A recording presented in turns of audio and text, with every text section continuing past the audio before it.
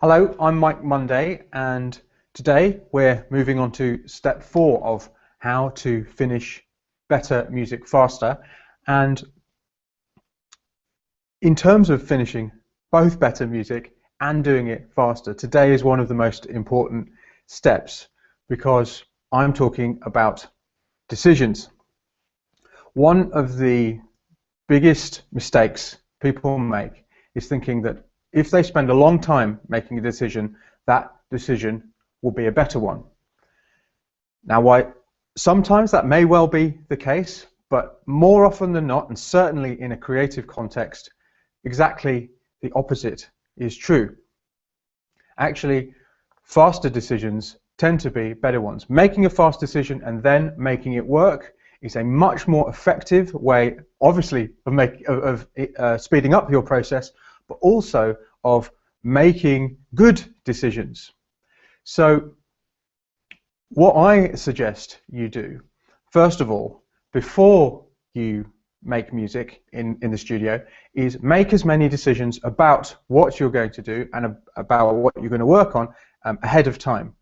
The aim, the goal, the somewhat impossible goal here is creating almost a decision-free process, living a decision-free life, where literally you're essentially following something that you decided ahead of time. Obviously, you're not having a decision-free life because you've made the decisions at some point.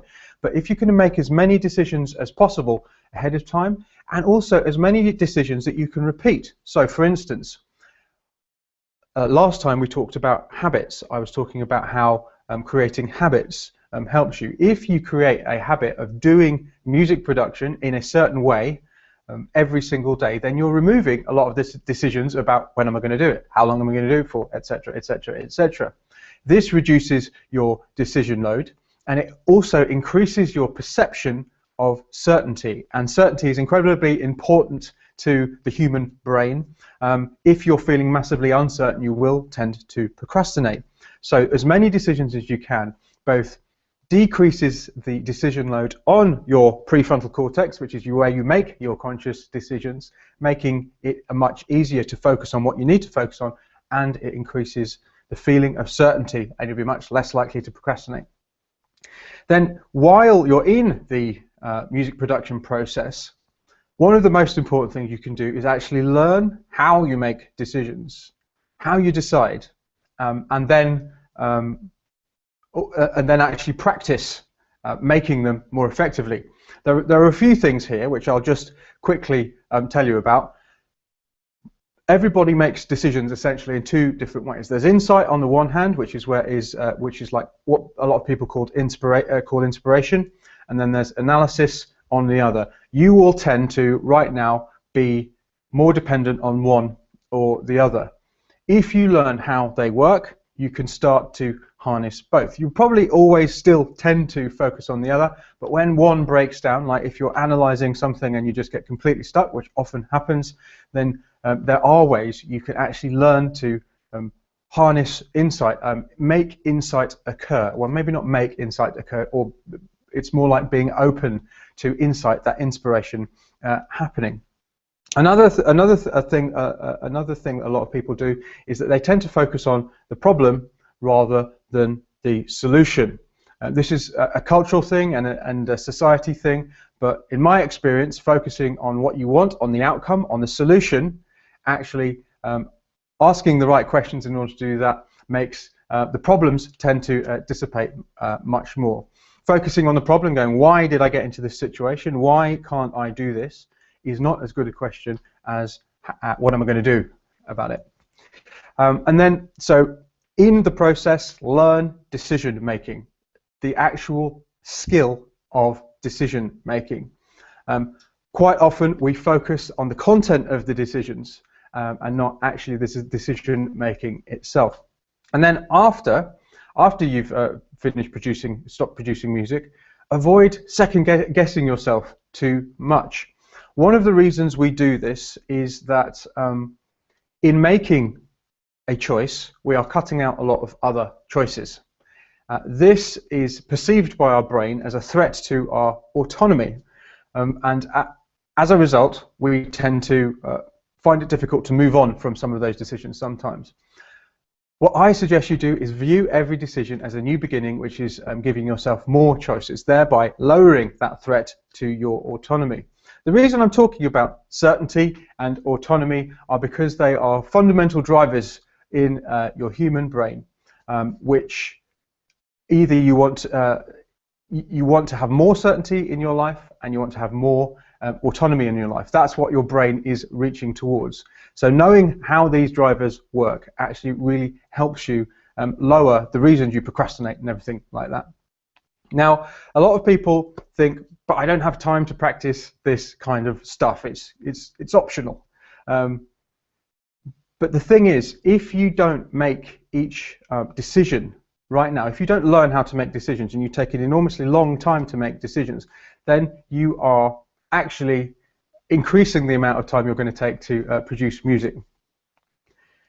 As I keep on saying time and time again, the music production process is an extremely long list of very small decisions. So if you think about each decision that you don't make right there and then, in the moment, so say there's a decision here, and you spend 1 minute thinking about it, and you don't make it, you put it off until later, you're still going to have to make that decision at some point, sort of say here. But the thing is, because you've not made the decision already, you know how it tends to happen. The more times you don't make that decision, the more time it takes to make. It's kind of exponential quite often. So next time you don't make the decision, you spend 2 minutes thinking about it.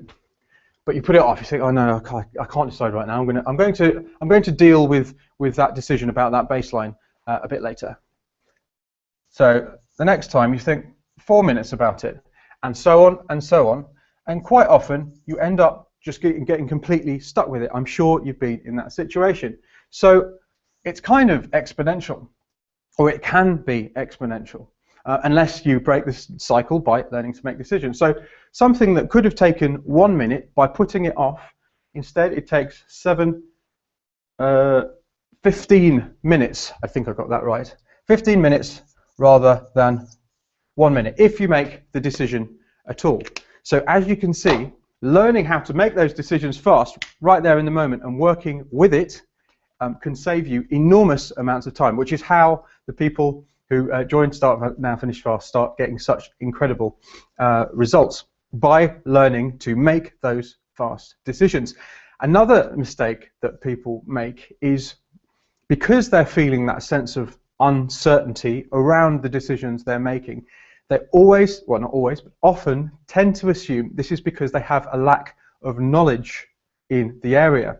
And they think, if I learn more about what I'm doing, then I will gain this certainty. I will know the right thing to do.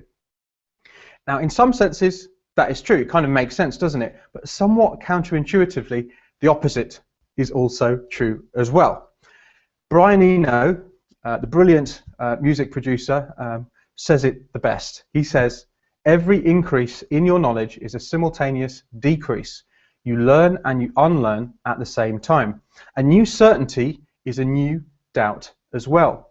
The simple fact of the matter is that the more you learn about the content of your decisions, like the music production, it actually creates as much uncertainty as it does certainty.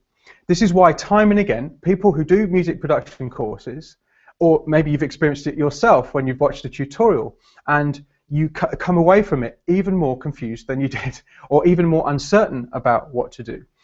People who go on music production courses who are absolutely rocking before the music production course, they come away and they experience a significant period of being stuck. This happens time and time again. On the forum, I've seen so many people say this. This is because, in some sense, you are actually making your decision-making more complex and more difficult with that new learning. Plus, you have the pressure of having spent the time and the money learning that stuff, so you feel you have to use the knowledge. You've got to stick to the rules, or maybe break the rules, which is yet another step, making your decision-making even more complex. Now, I'm not saying this means you should never learn about music production, although I have to admit I never learned about music production. I just did it, and that's how I learned. But if you want to do that, then learning how you make decisions really isn't optional. I don't think anyway. One of the best ways you can learn, use the stuff you are learning, is practicing this decision making in a way that makes it more effective, and you can do it quicker. Because if you view every decision as a potential sticking point, a potential procrastination point, then if you learn to make them fast here, or possibly here, 1 minute or 2 minutes, then obviously the speed goes up. And we've already talked about in many previous videos that when you make quicker music, when you make music quicker, it tends to be better. Well, in fact, all of my best tunes were made quickly, the ones that have endured the relatively small test of time. Plus, learning how to make fast decisions also means you tend to make better ones. Again, as a result, not only does the speed increase, but you make better music.